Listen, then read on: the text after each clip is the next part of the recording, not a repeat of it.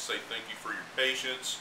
Like I said in the previous blog, Nashville experienced some severe flooding, and unfortunately the gym did not escape it.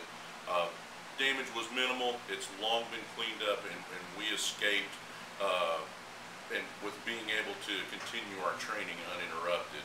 And so, but it has taken some time to get back to this. What I would like to cover, like I covered in the last blog, is the things that I've done to pull 700 in competition.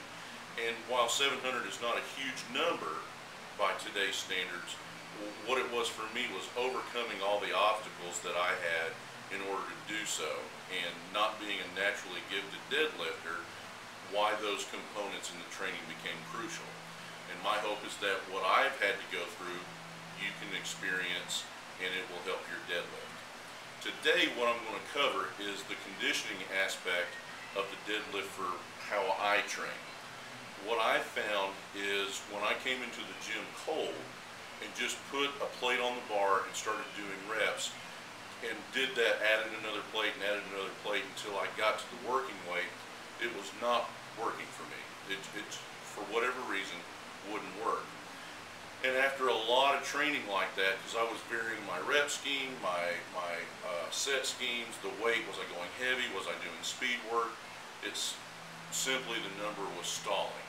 So after some thought, I always felt like I pulled my best numbers when I was in a meet. And you would think, how is that possible? You're under the duress and stress of a meet, you've squatted and you've benched, and now you're pulling.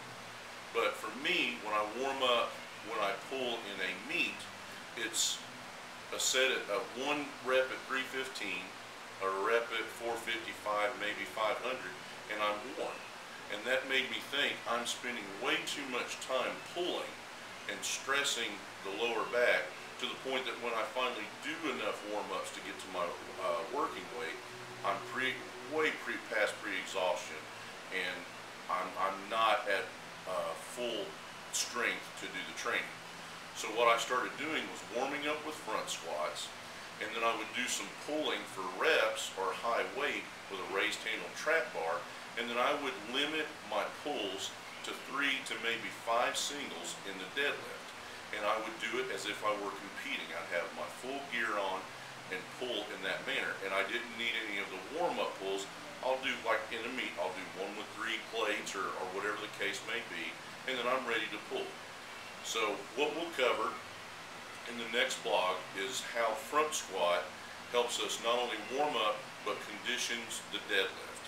And from there, we'll do another blog and talk about the raised handle trap bar, and how that has been very effective, not only to allow us to pull real heavy, but not overtax the central nervous system and put too much stress on the lower back, and how all that equated into a bigger pull, and for me, a 700-pound bench press. So again, thanks for your patience and understanding about the floods here in Nashville, and thanks again for listening.